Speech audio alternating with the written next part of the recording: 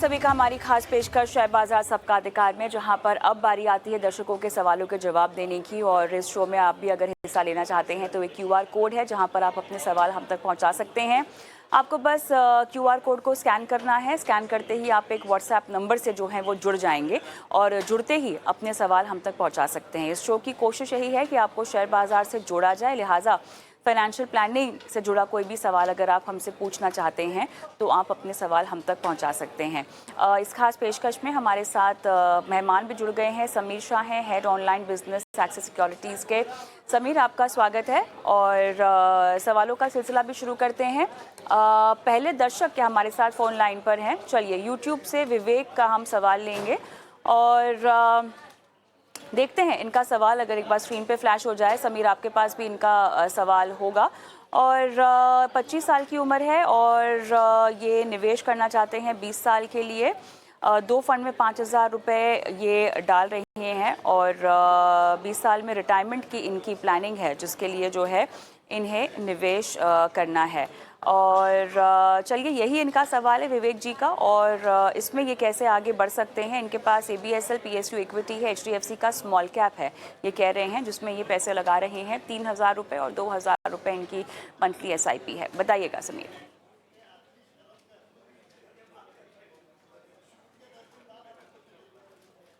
आपकी आवाज़ नहीं आ रही है समीर, आप शायद म्यूट पर हैं। Good evening Kavita ji. जी, थैंक यू सो मच, आपने मुझे आपके शो पे फिर से आमंत्रित किया। विवेक जी का क्वेश्चन अगर हम लेते हैं तो पहले उनका जो 5,100 रुपये का वो SIP कर रहे हैं। अगर ये 20 ईयर्स के लिए अगर ये 5,100 रुपीज का SIP कंटिन्यू रखते हैं तो करीबन 51 लाख रुपीज जितना फंड इकट्ठा हो जाएगा। और अगर इसमें एक छोटा ट्विक करते हैं, हर साल वो अगर 10% से अपनी SIP अमाउंट बढ़ाते हैं तो करीबन ये अमाउंट बढ़ के 1 करोड़ के करीब पहुंच जाएगी। तो ये उनके लिए ट्विकिंग ये रहेगा कि आप जो SIP कर रहे हो उसके साथ साथ हर साल अपनी SIP अमाउंट बढ़ाओगे तो ऑलमोस्ट आज आपने जो फंड के लिए प्रोजेक्शन रखा होगा वो आप आराम से हासिल कर पाएंगे। अब उनके पोर्टफोलियो पे आते हैं तो विवेक जी, आपने हालांकि अब लॉन्ग टर्म इन्वेस्टर है, आपने दोनों ही बहुत हाई इक्विटी में भी हाई रिस्क की फंड का चुनाव किया है। पहला आपके पास है PSU का PSU, वो है सेक्टोरियल फंड। यहाँ पे हम आमतौर पे हमारा सुझाव ये रहता है कि आप सेक्टोरियल फंड में तभी निवेश करें जब आप ये पर्टिकुलर सेक्टर के बारे में सारी जानकारी रखते हैं और इसमें होने वाले इवेंट को आप क्लोजली ट्रैक करते हैं। अगर आप ये दोनों ही चीज करते हैं तब जाके इसमें बने रहे। और दूसरा है स्मॉल कैप। हालांकि दोनों स्कीम अच्छी परफॉर्मिंग है, बने रहे। आप एडिशनली अपने पोर्टफोलियो को डाइवर्सिफाइड करने के लिए अपने पोर्टफोलियो में एक लार्ज कैप फंड जरूर ऐड करें। निपॉन इंडिया का लार्ज कैप फंड ऐड कर सकते हैं। दूसरा पराग पारेख का फ्लेक्सी कैप फंड ऐड कर सकते हैं। मोतीलाल ओसवाल का मिड कैप फंड ऐड कर सकते हैं और ये से मिड कैप कैटेगरी का एक्सपोजर मिल जाएगा। और एक थीमेटिक फंड जो आपके पास ऑलरेडी है, जो थीम यहाँ पे वैल्यू स्टाइल में इन्वेस्टमेंट करने के लिए आप ICICI प्रूडेंशियल का वैल्यू डिस्कवरी फंड ऐड करें तो आपका पोर्टफोलियो वेल डाइवर्सिफाइड हो जाएगा, स्टेबल हो जाएगा। तो हमारी ओर से ये सुझाव है आपके पोर्टफोलियो को लेके। ऑलराइट, आगे बढ़ते हैं। अगला सवाल गुरुदत्त दत्ता का लेंगे हम। इन्होंने यूट्यूब के जरिए सवाल भेजा है। शेयर बेचने से लॉन्ग टर्म कैपिटल गेन हो रहा है और इसमें से टैक्स बचाने के लिए क्या उपाय उपलब्ध है, ये इनका सवाल है। गुरुदेव जी को पहला सुझाव ये रहेगा कि अगर आप पैसा कमा रहे हैं तो नेचुरली एज अ सिटीजन हमारा एक फर्ज बनता है कि हम उसका टैक्स पे करें। हाँ, अगर आप बचाना चाहते हो तो यहाँ पे दो तरीके हैं। एक है, पहला आप टैक्स हार्वेस्टिंग करें। टैक्स हार्वेस्टिंग के हिसाब से अगर आपका लॉन्ग टर्म, अगर आपने कोई भी स्टॉक लॉन्ग टर्म में बेचा है तो हर साल आप 1,25,000 रुपीज तक का प्रॉफिट पे आपको टैक्स नहीं भरना था, उसके ऊपर आपको 12.5% भरना होता है। एक ये बेनिफिट है। आप ये एक बेनिफिट ले सकते हो। दूसरा, अगर आपने प्रीवियसली कोई शॉर्ट टर्म लॉस किया हुआ है तो भी इसके सामने सेट ऑफ कर सकते हो। और एक, अगर आपके पोर्टफोलियो में कोई स्टॉक है जो हाल में जिसका प्रॉफिटेबिलिटी प्रॉफिट में नहीं है, लॉस में है, तो आप उसको निकाल के लॉस बुक करके वापस से वही स्टॉक में एक दिन बाद अगर आप री एंट्री करते हैं, तो जो लॉस आपके पास हुआ शॉर्ट टर्म, वो अभी आप अपने कैपिटल गेन के सामने उसको सेट ऑफ कर सकते हैं। सो ये दो तीन तरीके हैं जिससे आप थोड़ा टैक्स बचा पाएंगे। 100% तो बचा आप नहीं सकते, बिकॉज अगर आपने किया है तो एज अ सिटीजन हमें टैक्स पे करना ही चाहिए। चलिए आगे बढ़ते हैं और मनीष का सवाल लेते हैं। 25,000 रुपए की एसआईपी कर रही हैं इनको और अपना एसेट एलोकेशन जो है वो आपसे करवाना चाहते हैं। कविता जी, मनीष जी को एसेट एलोकेशन के एस्पेक्ट से अगर हम उनका फिलहाल 25 साल का हम अज्यूम करते हैं, 20-21 साल अगर वो अपना इन्वेस्टमेंट करते हैं, तो शुरुआत के सालों में मनीष जी को सुझाव ये रहेगा कि आप इक्विटी से चालू करें और ग्रेजुअली अपने पोर्टफोलियो में डेट फंड की तरफ थोड़ा झुकाव रखना। इससे आपको बेनिफिट ये हो जाएगा कि आप इक्विटी और डेट का कंपोजिशन कर पाएंगे। दूसरा, इनिशियल फेज में जब आप स्टार्ट कर रहे हो, तो हमारी ओर से सुझाव ये रहता है आप एसेट एलोकेशन बेहतर तरीके बेहतर तरीके से करने के लिए अपने पोर्टफोलियो में मल्टी एसेट फंड ले ले। ये मल्टी एसेट फंड का बेनिफिट ये रहता है कि वो इक्विटी, डेट और गोल्ड तीन जो ब्रॉडर सेक्टर है उसके अंदर वो इन्वेस्टमेंट करता है, जिससे आपका पोर्टफोलियो काफी डाइवर्सिफाइड होता है। सो मनीष जी, आपको पहला सुझाव ये रहेगा कि आप अपने पोर्टफोलियो में एक मल्टी एसेट फंड रखें, जो कि हमारी तरफ से सुझाव रहेगा कि ऐसे ऐसे पोटेंशियल का मल्टी एसेट फंड रखें, जिससे आपको फर्स्ट लेवल का एसेट एलोकेशन मिल जाएगा। बाकी आपको जो 25,000 रुपीज की एसआईपी करनी है, उसके लिए इक्विटी फंड के लिए हमारा सुझाव ये रहेगा कि आप अपने पोर्टफोलियो में निपॉन इंडिया का लार्ज कैप फंड रखें, एचडीएफसी का फ्लेक्सी कैप फंड रखें, बंधन का स्मॉल कैप फंड रखें और मोतीलाल ओसवाल का मिड कैप फंड रखें। इससे इक्विटी में प्रॉपर डाइवर्सिफिकेशन हो जाएगा और मल्टी एसेट फंड आपको सारे तीन सेक्टर के अंदर एक्सपोजर देके प्रॉपरली डाइवर्सिफाइड करेगा। अगर आप ये 25,000 रुपीज जो इन्वेस्ट कर रहे हैं, अगर ये आप 12% से एन्युअली ग्रोथ करता है, तो करीबन आपके पास 20 साल के बाद 2 करोड़ 80 लाख के करीब आप फंड इकट्ठा कर पाएंगे। एक ट्विक, अगर आप हर साल जैसे आपकी इनकम बढ़ती है वैसे अगर आप अपनी एसआईपी अमाउंट हर साल 10% से बढ़ाते हैं, तो ये अमाउंट बढ़ के 5 करोड़ 82 लाख हो जाएगा। तो ये एक छोटा ट्विक अपने पोर्टफोलियो में जरूर रखें। एक काम करते हैं समीर, एक छोटा सा ब्रेक लेते हैं क्योंकि ब्रेक का समय हो गया है, लेकिन उस बीच क्यूआर कोड फ्लैश कर देते हैं आपकी स्क्रीन पे। अगर आप भी शो देख रहे हैं, सवाल पूछना चाहते हैं तो व्हाट्सएप कर दीजिए क्यूआर कोड को स्कैन करके।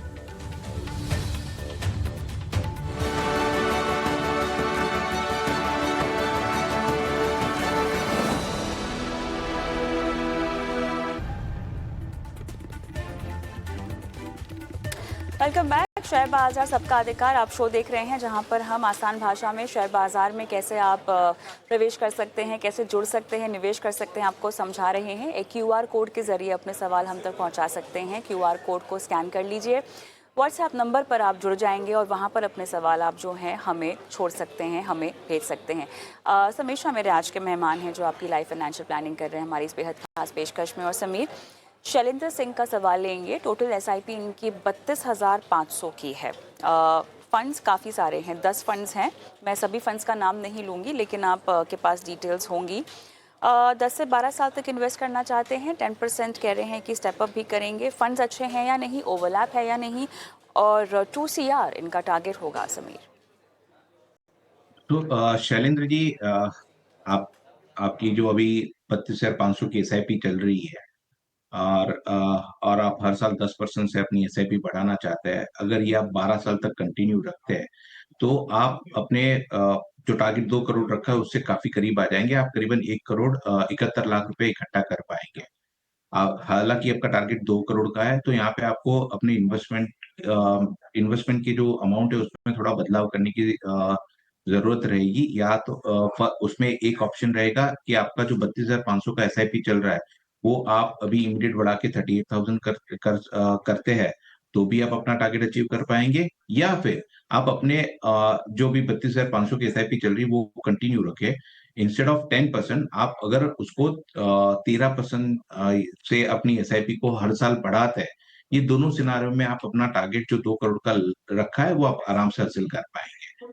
अगर हम अब आपके पोर्टफोलियो पे आते हैं, तो पोर्टफोलियो में 10 स्कीम है। ये आमतौर पे हमारा सुझाव रहता है कि 6 से 7 स्कीम के अंदर ही आपका इन्वेस्टमेंट होना चाहिए। 6 से ज्यादा स्कीम में इन्वेस्टमेंट करने से ओवर डाइवर्सिफिकेशन हो जाता है आपके पोर्टफोलियो का, जिसका इम्पैक्ट आपको कहीं ना कहीं अपने ओवरऑल पोर्टफोलियो के रिटर्न पे आता है। तो पहला सुझाव ये रहेगा कि आप अपने पोर्टफोलियो को थोड़ा डाउनसाइज करके 6 से 7 स्कीम के बीच में लाए। अब हम बात करते हैं आपके पोर्टफोलियो की। तो आपके पोर्टफोलियो में 3 स्मॉल कैप फंड है। बंधन स्मॉल कैप फंड है, कौन का स्मॉल कैप है और एचडीएफसी स्मॉल कैप फंड है। हालांकि तीनों तीनों ही काफी अच्छा परफॉर्म कर रहे हैं, तीनों ही अच्छी स्कीम है। सो सुझाव ये रहेगा, 3 में से 2 फंड रखे। इससे आपके पोर्टफोलियो को अच्छी स्टेप लाइक नो आप मैनेज करने में थोड़ी आसानी हो जाएगी। तो 3 में से कोई भी आप दो स्मॉल कैप रख सकते हैं। एक है आपके पास दो दो फ्लेक्सी कैप फंड है। यहाँ पे भी सुझाव ये रहेगा कि आप अपने पोर्टफोलियो में 2 फ्लेक्सी कैप की बजाय एक फ्लेक्सी कैप रखें। इससे भी आपका आपने जो अपने लिए लक्ष्य रखा है आराम से हासिल हो पाएगा। एक चीज आपकी सराहनीय है, वो है आपने अपने पोर्टफोलियो को काफी अच्छे से बनाया है। Large cap, mid cap, small cap, multi cap, flexi cap सारी स्कीम है। और इवन आपने अपने पोर्टफोलियो में बैलेंस एडवांटेज फंड भी रखा हुआ है। तो आपने अपना पोर्टफोलियो काफी अच्छे से बनाया है।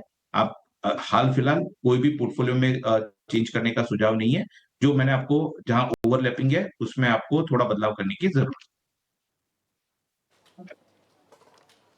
ओके, चलिए तो यहाँ पर स्मॉल कैप्स में आपको थोड़ा सा अपने आपको देखना पड़ेगा, स्कीम्स में से आप निकल जाएं और जितना हो सके अपने पोर्टफोलियो को समीर के सलाह के मुताबिक कंसोलिडेट करने की आपको सलाह दी जा रही है। अख्तर हुसैन का मैं सवाल लेना चाहती हूँ। समीर, आपके पास होगा इनका सवाल। 3 साल से एसआईपी कर रहे हैं और 10,000 से एसआईपी बढ़ाना भी चाहते हैं। कोई और फंड लेना क्या सही होगा या नहीं? यूएई में ये नौकरी करते हैं। पराग पारिक का फ्लेक्सी कैप है, क्वांट का flexi cap, Mirae asset large cap, ICICI multi asset, ICICI mid cap, SBI small cap इनके पास है, निपॉन स्मॉल कैप भी है, एबीएसएल का डिजिटल है। स्टेप अप करेंगे 10% से 2 CR इनका भी टारगेट है। 15 साल का समय देना चाहते हैं। सो अख्तर जी, अगर आप अभी 22,500 की एसआईपी कर रहे हैं और हर साल अगर आप 10% से अपनी एसआईपी अमाउंट बढ़ा रहे हैं, तो आपने जो अपने लिए एक टारगेट रखा हुआ है 2 करोड़, वो आप आराम से हासिल कर पाएंगे। आप करीबन 3 करोड़ 24 लाख रुपए जितना फंड इकट्ठा कर पाएंगे 15 साल में। अब आपके पोर्टफोलियो में एक अच्छी बात यह है कि आपके पोर्टफोलियो को आपने बहुत अच्छे से रिस्ट्रिक्ट करा हुआ है, 8 स्कीम में इन्वेस्टमेंट किया है। ये बहुत ही अच्छी बात है और आमतौर पे हमारा सारे निवेशकों को यही सुझाव रहता है कि अपने पोर्टफोलियो को ओवर डाइवर्सिफिकेशन ना करें। अब हम पोर्टफोलियो में डिटेल जाते हैं, तो एक रिप्लेसमेंट का सुझाव रहेगा कि आपके पोर्टफोलियो में एक्सिस का मिड कैप फंड है। आप इसको Motilal Oswal mid cap fund के साथ रिप्लेस कर सकते हैं। ये हमारी ओर से सुझाव है। और दूसरा, आपके पोर्टफोलियो में एक थीमेटिक फंड है जो है डिजिटल इंडिया। यहाँ पे भी सुझाव ये रहेगा कि अगर आप ये डिजिटल इंडिया में प्रॉपरली अगर आपने ये पर्टिकुलर थीम को अच्छे से फॉलो कर रहे हैं, तभी इसमें बने रहे। Otherwise over a period of time सुझाव ये रहेगा कि आप अपने पोर्टफोलियो में से इसमें से निकल के फ्लेक्सी कैप में अपना एक्सपोजर बढ़ा सकते हैं।